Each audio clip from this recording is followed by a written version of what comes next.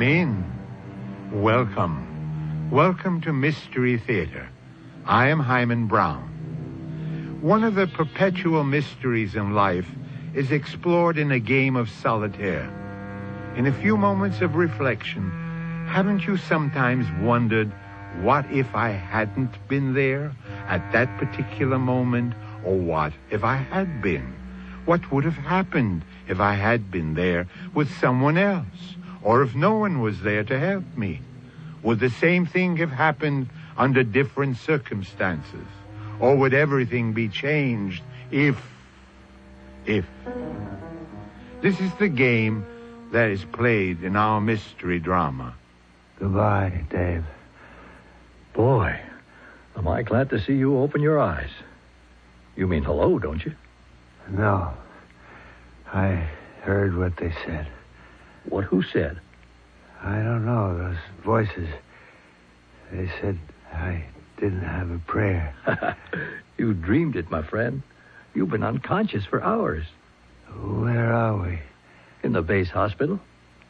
I'm going to die. Sure. We're all going to die someday. But not this time around. You just lie still, old buddy. You can tell me later how it feels to have my blood in your veins.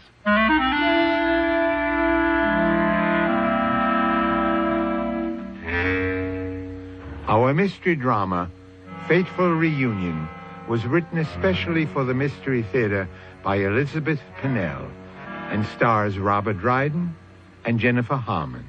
I'll be back shortly with Act 1.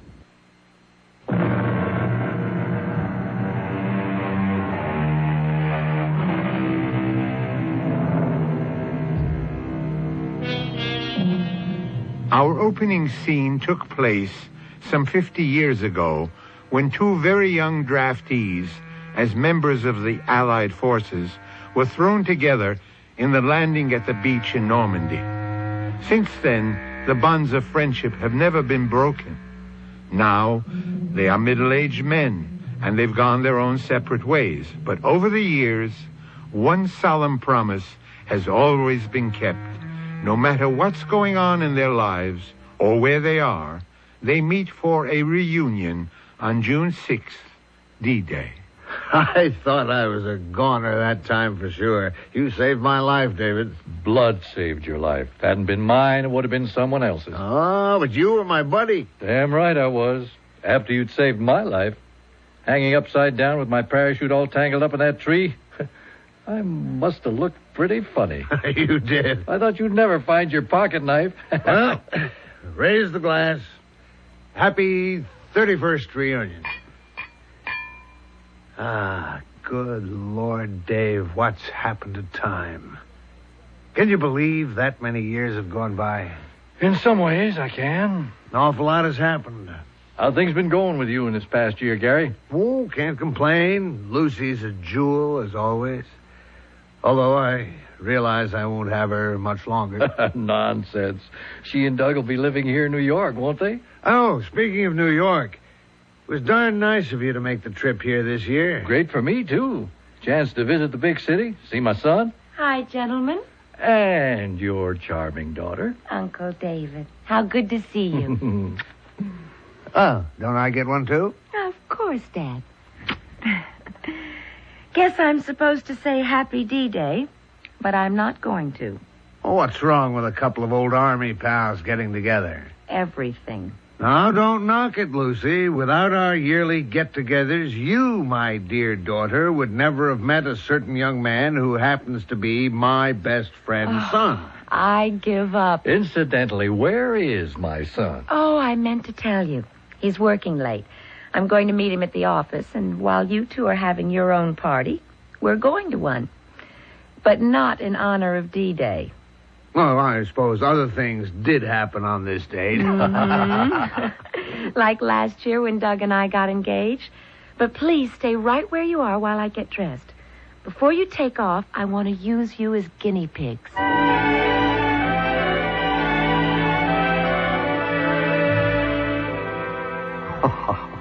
Lucy, what in the world are you doing in that weird get-up? Can you guess what I'm supposed to be? Well, the headgear and all those beads make you look like a gypsy. Right.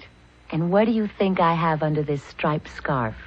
Well, if you're a gypsy, it must be a crystal ball. Right again. Voila! Why, that's no crystal ball. It's a computer. Also correct. The 21st century's answer to the all-seeing eye of past, present, and future. Yeah, I'll bet. No, really. It's fabulous.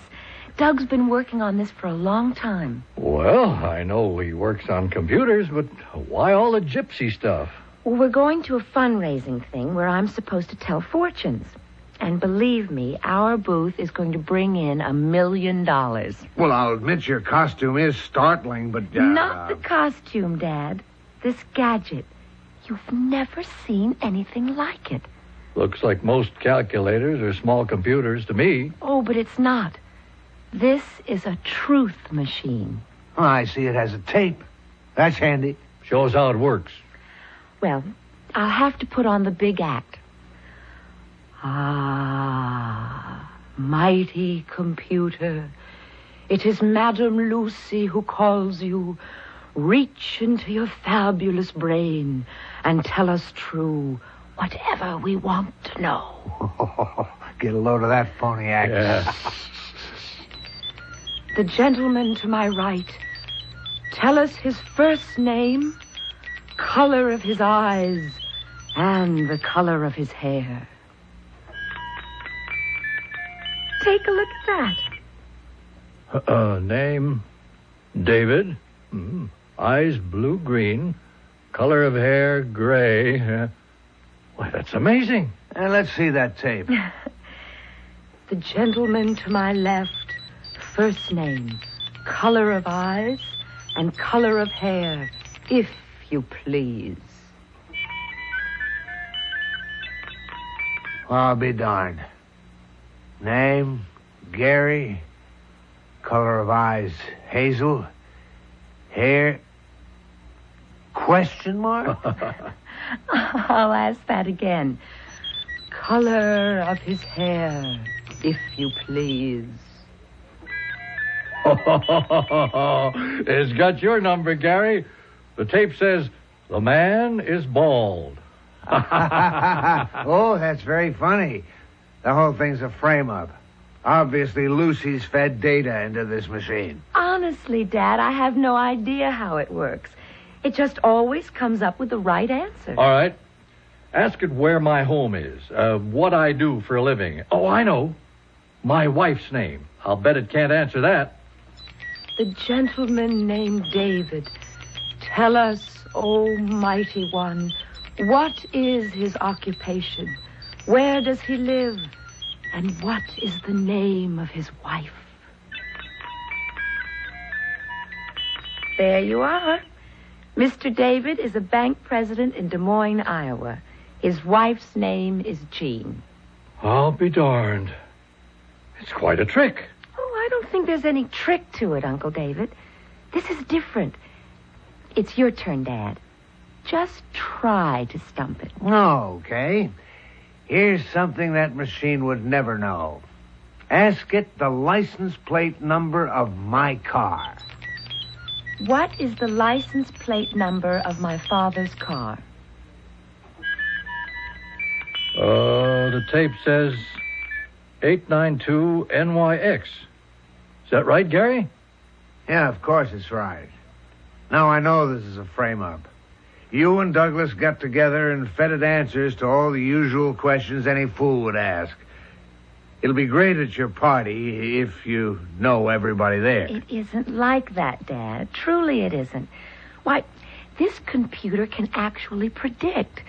No, not predict, but actually tell what will happen in the future. Uh-huh. All right, let's test its brain power on that score. Ask where our reunion will be held next year. Yeah, that's a good one. Mighty computer, where will Gary and David meet for their next D-Day reunion? Here, I'll tear off the tape. You read it, Dave. What does it say? It says, There will be no reunion next year. Now I know it's a hoax. I don't understand. How can you say that? Well, I'm beginning to agree with you, Gary. Lucy, if you and Doug really didn't feed that computer bank, ask it why there'll be no reunion next year. I will.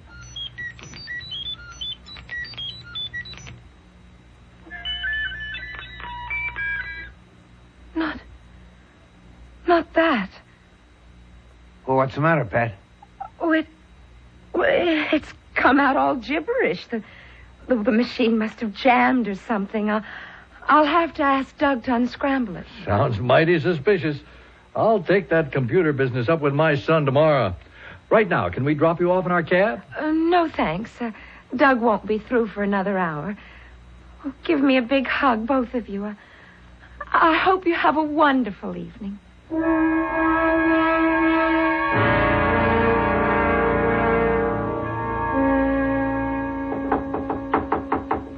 Coming.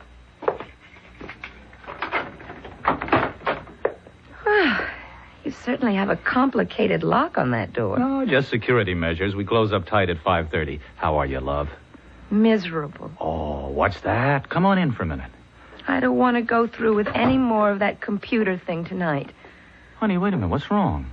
First of all, open the bag and take out the computer. All right. I hate that black devil. What? You hate this revolutionary piece of equipment which may have the potential of changing the course of the whole world? I don't think anyone should look into the future. You can't change something that's destined to happen. Well, who's talking about predestination? You put those answers into that box, didn't you, Doug? I helped put it together, if that's what you mean, but this particular computer is brand new. It goes way beyond anything I've ever worked on. But you do know how it works. Well, not exactly, no. That's why we're so excited. The damn thing actually seems to have a mind of its own. Doug, you must stop experimenting with this monstrous thing. Never. Lucy, I simply don't understand what's gotten into you. Hey, we've always been honest with one another, haven't we? I always thought so, up till now. Well, what's so different about now? Oh, I don't pretend to know anything about computers, but I do know they can't think for themselves. No, not exactly. This computer was programmed to give certain answers, wasn't it? It was fed thousands of facts and figures by a team of researchers, but we have no control over the choices its mechanical mind will make. Don't you see how dangerous that is? No, I don't. Well, fortunately, our fathers both thought it was a hoax. Oh. Something happened when you used the computer today, didn't it? Oh, Doug. They wanted to know the answer to the question, where will they hold their reunion next year? Oh, those old soldiers, wouldn't they just? Don't laugh, Doug. You ask it that question. Go ahead, ask it. Okay. Where will my dad and Lucy's dad hold their usual reunion next year? Go ahead, Doug. Read what it says. There will be no reunion next year. Well, what do you know? Don't you see? They said it was a frame-up. They accused us of collusion to try and keep them from having a D-Day meeting. Did you do it, Doug? Lucy, I swear I had nothing to do with it. Oh, come on. There's nothing to get so upset about. Only there is. Because they asked one more question. And I got an answer which I refused to accept. All right. What was the question? You ask it. Go ahead. Ask the machine why there will be no reunion. Okay. Well. And please, God, the answer won't be the same as it was the last time. All right. Let's see. Oh, no.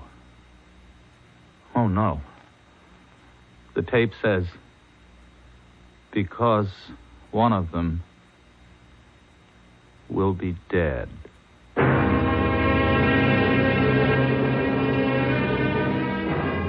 Well, now you know why Lucy was so upset when she crumpled the tape and pretended it was nothing but gibberish. Well, perhaps That's all it really was. Computers have been known to get things mixed up, just the way people do. On the other hand, this computer may be right. One big difference between computers and people is the psychological effect an idea can have when it is implanted in the human brain. We'll learn more about that when Mystery Theater returns with Act 2.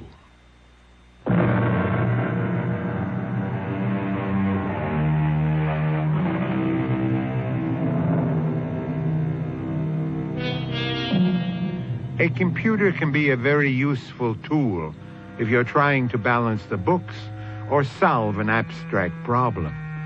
And the idea of a computer which would figure out human problems seems like an innovation to be highly desired. But right now, a young technologist is confronted with a whole new aspect of the mechanical brain. It's unsettling to be told by a doctor, a fortune teller, or even by a robot that someone dear to you is going to die. You don't believe that, do you, Doug? I don't want to believe it. Well, somebody must want to frighten us. Somebody who fed data into that machine. Honey, I keep telling you, this computer doesn't work like that. It has freedom of choice. Well, so do I. And I will not accept the word of a thinking machine. Our fathers are still young. It isn't as though one of them were ill or is in any kind of danger. Wait a minute. You're sure that neither your dad or mine saw what was on that tape? They saw the tape about no reunion. But I tore up the other one. The tape that said one of them would be dead. And pretended that there was no answer. But there was an answer.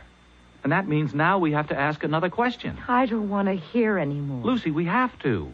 We must find out so maybe we can prevent it from happening. What question do you propose to ask? I have to ask the computer to tell us which one will die. I don't want to know. Well, I do. And I'm going to find out. Don't tell me. Please don't tell me. Well, look at that, will you? He's never done this before. Honey, please take your hands away from your ears and listen. It was all a mistake, wasn't it? I don't know. The tape says, I cannot tell you. There, you see? It is a hoax. No. This computer is programmed to respond. I'll make it tell me. Come on. Which one will it be? Which one? It sounds angry. No, I'm the one who's angry, and it better tell me this time.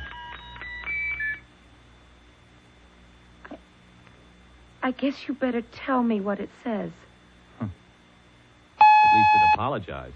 Come on, Doug. Computers don't... The tape says, sorry, but I cannot answer your question. Well, then. If it can't answer that one, it can't answer anything. That's not so. It's always given straight answers before. You know it has. Sure, when it was fun and games. All right, maybe we're taking this too seriously. I could be wrong, about what a computer can do. Oh, good Lord, look how late it is. We promised to raise some money for a good cause. Do you think I can still go through with it? Sure. Just sidestep any serious questions. You know what I mean? Pretend it is just a trick if you have to. There may be a lot more to this machine than anyone has dreamed of.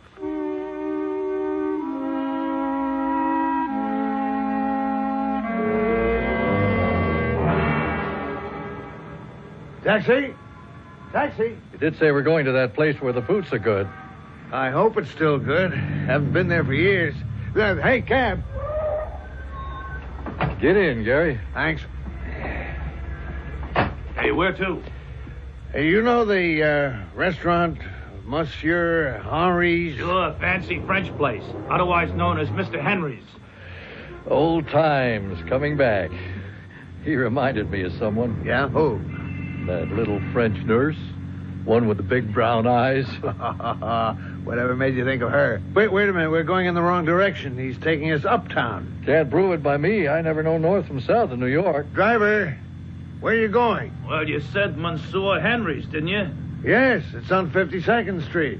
I never heard of it being there. The only one I know is on East 86th Street. Well, that's not where we want to go. Go back to 52nd between 5th and 6th. Well, you should have told me sooner, mister, but there's a two-way street coming up. Maybe I can still make the light. Watch out for that truck!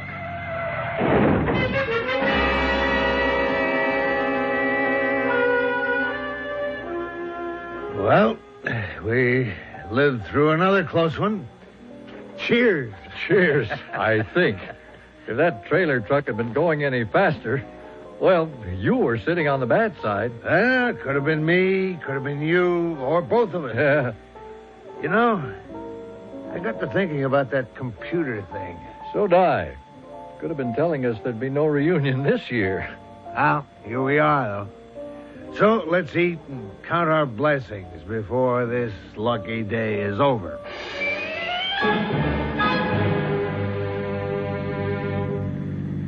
Madam Lucy, you were sensational. Not much thanks to your marvelous computer. When the tapes came out blank, I had to make up the answers. Well, you're a born fortune teller, that crazy computer. Almost as if it refused to operate because I'd insulted it. Okay, tomorrow, back to the drawing board. Hey, I have an idea. Let's pick up our dads. They've had enough time to hash over the old war stuff. All right, you know where they are? Turn here. They used to go to that French restaurant. Oh, what's the name? I think it's in the next block. Oh. You mean up there where all that crowd is? Why, yes.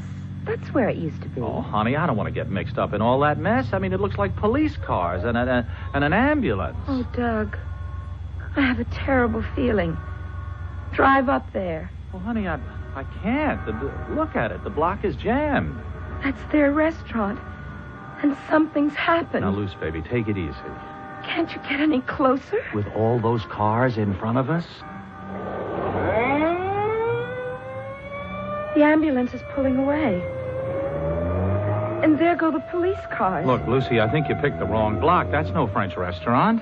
I know it. It says Club Shenandoah. Well, then, let's go on to your apartment, okay? No, Doug. We've got to find them. But if you don't remember where that restaurant is... I do remember. It was right here. The name's been changed, but this is the same place. We've got to go in and see if they're in there. It's all right, folks. Excitement's over. Enjoy your supper. Have a round of drinks on the house. Music for dancing until 3. Yes, sir. Table for 2?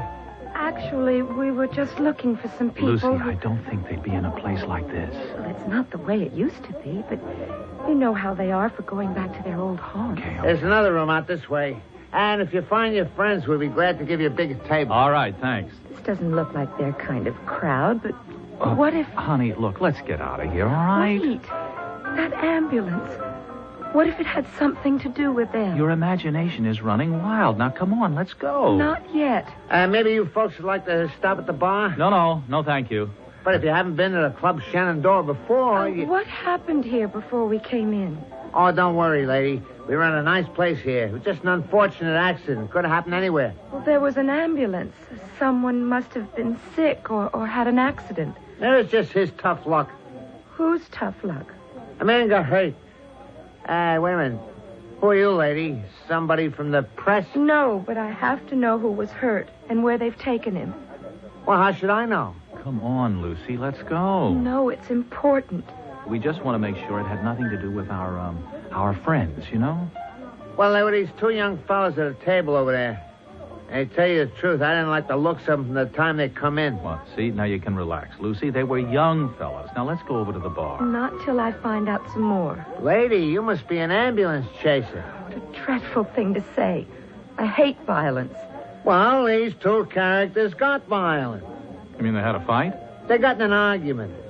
None of my business to know what it was about, but one of them picked up a steak knife. I guess I don't want to hear any more. Of course, I'm not sure he would have used it. That is, if the old guy hadn't interfered. What old guy? Well, maybe not old, but there were these 2 middle-aged men sitting at the next table. What did they look like? Oh, conservative-looking gentlemen. Nice, quiet customers. Go on. Well, Go yeah, on. You understand, I wasn't right there. I didn't see what actually took place. Not till somebody yelled, they were stabbed. Well, it seems these two older guys got very upset when they saw the young man waving a knife. So one of them jumped up and tried to stop him. Oh, no. Maybe it was a brave thing to do, but to my mind, it was pretty stupid. Well, wouldn't you have tried to stop him if you'd been standing there? No, I wouldn't have tried to knock the knife out of his hand the way that man did. Oh. But which one got hurt? And the young fella just sort of automatically slashed out at the older guy. Was he No, he wasn't dead when they took him away, if that's what you want to know. Where have they taken him? Well, to a hospital, of course. Oh, I wouldn't know which one. And the other man, I mean, the one who was with him, where's he? The other older fella went out with his friend. Oh. And the two young punks were hauled off by the police. Well, you must have the names of these people. Look, if you're not the police or the press, get off my back. You can read all about it tomorrow morning. Please, we just want to know for sure. Lady, I only work here. The proprietor's gone with the police to make a report. I tell you, I never saw any of these guys before. None of them were regulars. This man who was slashed, surely you know what he looked like. Sort of heavy set and bald. My father.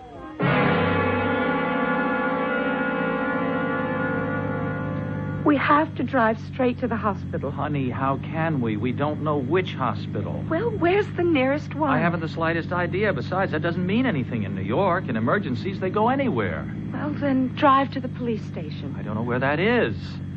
Find it and hurry. Lucy, please. You've gone off the deep end. Well, how would you feel if it was your father? Oh, what an idiot thing to say. They're both so close to me, I'd be undone if anything happened to either one of them. But something has happened, Doug. I know it. Oh, honey, you've jumped to a big and frightening conclusion without any proof.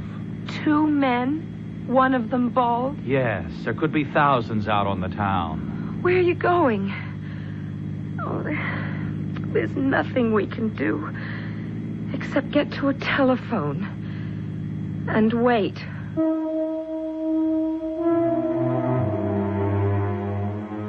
Lucy seems so certain that something has happened to her father. Of course, she's been influenced by a suggestion of disaster, further enhanced by an evening of fortune-telling. It is true, as Doug has said, that Lucy was jumping to a hasty conclusion. But when 2 old soldiers are commemorating D-Day, might they not be the first to come to the defense of someone who appeared about to become a victim of battle? We have another premonition to share with you presently when Mystery Theater returns with Act 3.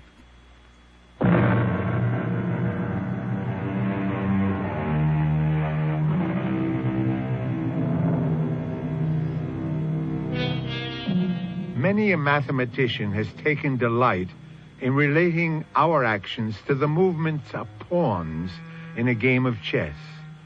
The game we are playing might be compared to the thoughts of a wakeful chess player who, after spending an evening at the board, is tossing and turning as he replays the moves to himself and speculates, what if I had done this? Or what if I had moved in that direction?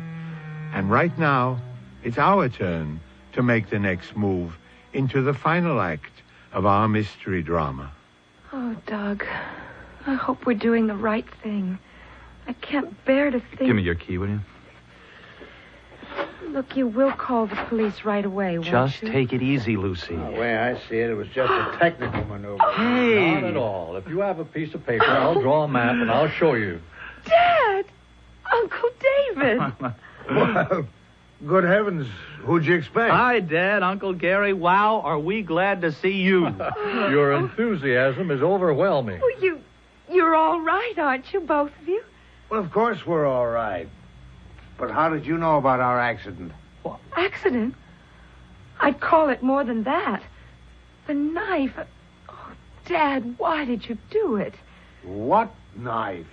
Why did I do what? Well, the man in the restaurant said that you... What's the matter with you 2 kids? They told us at the Club Shenandoah. Club Shenandoah?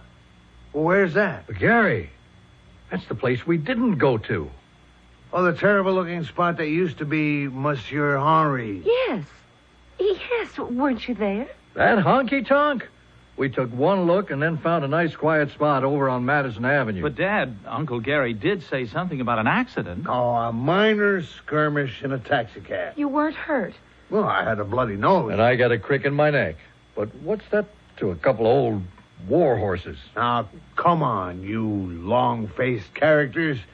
This is an evening for celebration. It certainly is.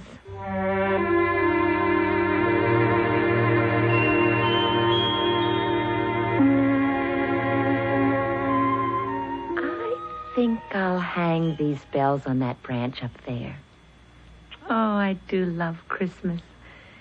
And, Doug, when we have our own house... Ah, that's exactly what I was thinking, Lucy. And when is that going to be? Soon. But I had to be with Dad these past months with Mother gone, especially at Christmas. I know. You could have gone home. It was nice of you to stay. Pop appreciates it. I wouldn't want to be anywhere except with you. Oh, let's set a date, Doug. Now you're talking. Got any specific date in mind? What else but June 6th? How can we have a wedding on the one day our dads go off for their private reunion? Well, who said anything about a wedding? You mean you'll do it my way? No fanfare, just a justice of the peace? Exactly.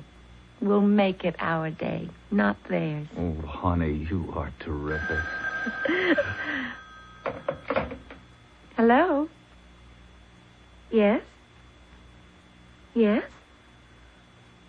Oh, no, where? Oh, but why shouldn't I be worried? Of course, I'll be right there. Hey, what was that all about? It's Dad. He's in the hospital. But who were you talking to? What happened? Well, that was Dr. Daniels. He said not to worry, but Dad, he's had a heart attack and he's in St. John's Hospital. Oh, honey. He's going to die, Doug. I know he's going to die. Now, Lucy, stop that. I'm taking you to the hospital. Let's go.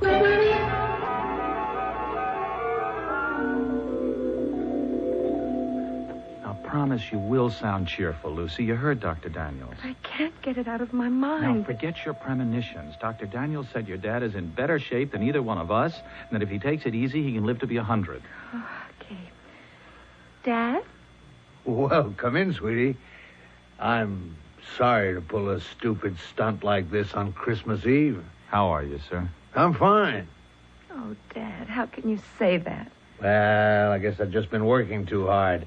Doc says after a few days' rest, I'll be back in top form. I'm going to stay here with you. Nonsense. From the looks of the nurses around here, I'm going to have a ball. Uncle Gary, I'm going to call my folks for Christmas. Shall I tell Dad that you're in the hospital? You tell him just one thing, my boy, that I'll see him on D-Day.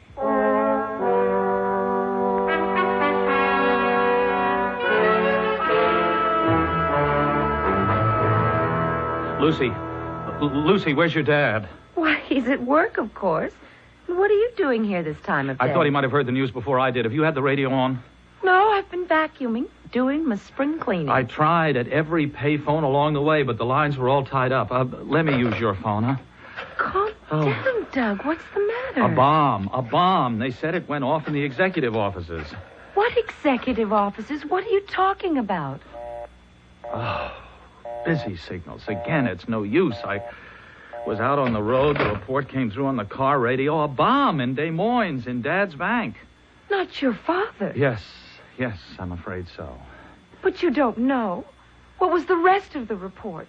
Oh, look, I'll turn on the radio. No, please don't. I want to get it straight from the source. I tried the bank and the paper and the police. Didn't you call your home? How? How could I do that to Mother? Well, you must call her, Doug. Dial her direct right now. No, wait a minute. I got another idea.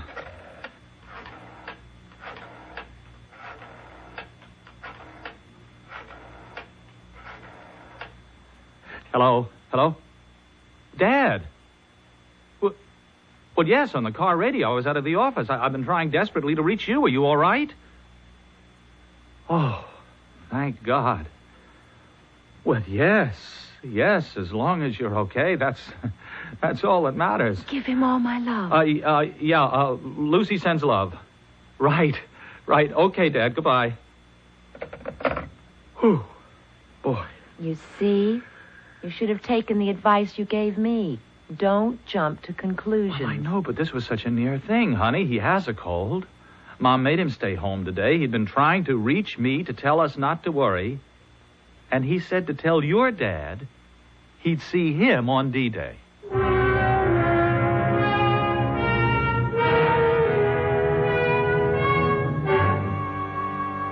Well, old buddy, it's the 15th of May, and time for us to make some plans. You bet, Gary. Where'll it be this time? Well, I'm for keeping the destination a secret. You mean from our ever-loving families? Mm-hmm. Don't you agree? Sure do. How about getting away from all civilization? Well, it suits me. Any ideas? Yep, I got a dandy. What about up at the lake? That Wisconsin fishing lodge where we went one summer. Hey, that's beautiful. But it's pretty inaccessible without a private plane. We'll get one. You still flaunting that pilot's license? You better believe. If you'll come more than halfway, we can rent a plane in Chicago. That's great. We better meet on the 5th, if you can get away. Nothing's going to stop me. I'll see you at the airport in Chicago about 10 o'clock that morning.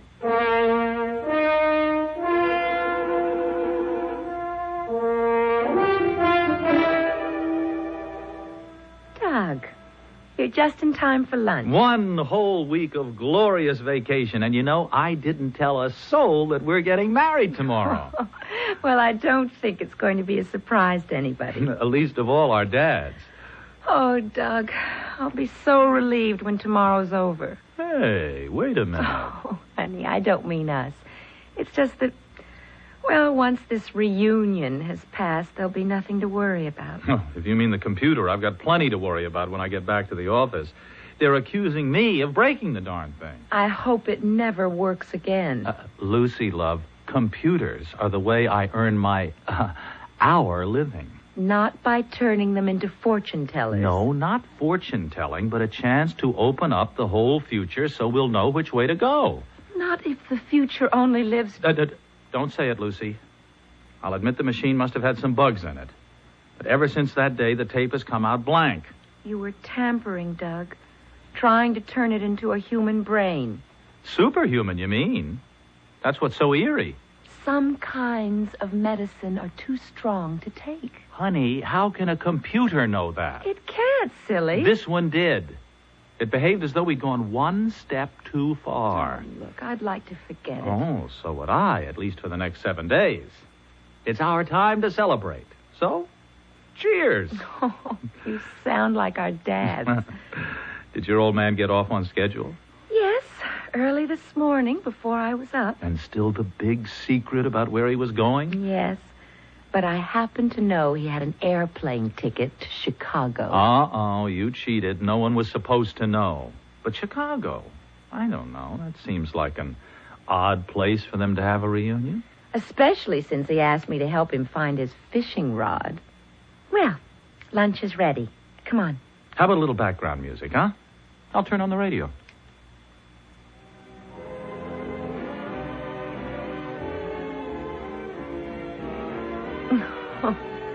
Why is it that you can always get a station with music, while all I ever get We is... bring you a special news bulletin. Uh-oh. Shall I try again? No, leave it on. Let's eat. A report has just come in of the crash of a private plane in an Illinois wheat field.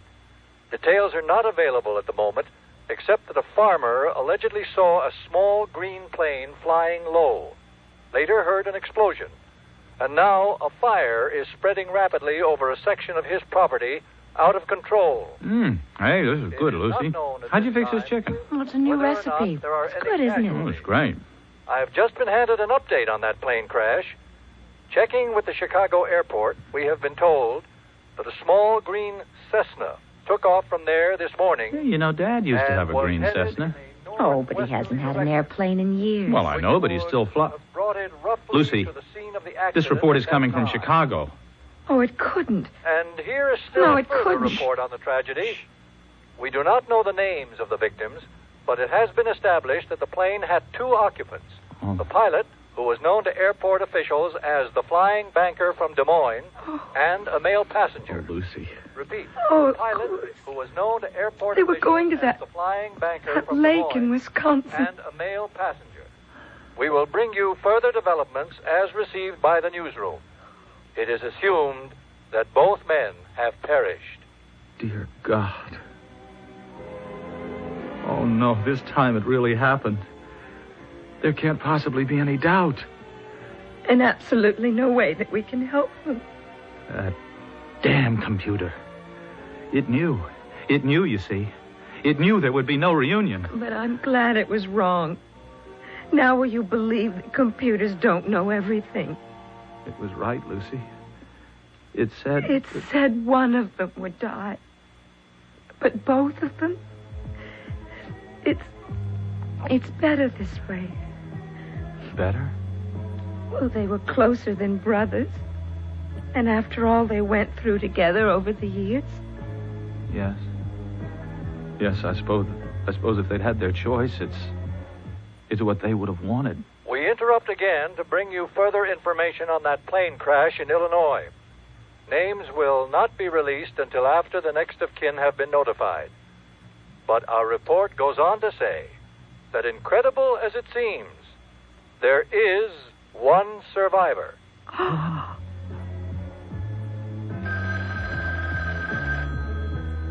Doug!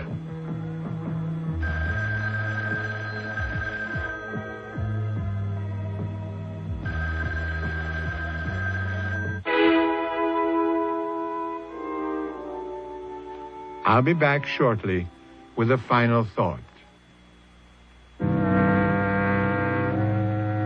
Two men met in a moment of violence when either could have died, but both were spared that time, until finally for one came the inevitable. Why is an accident fatal to this person while that one is spared?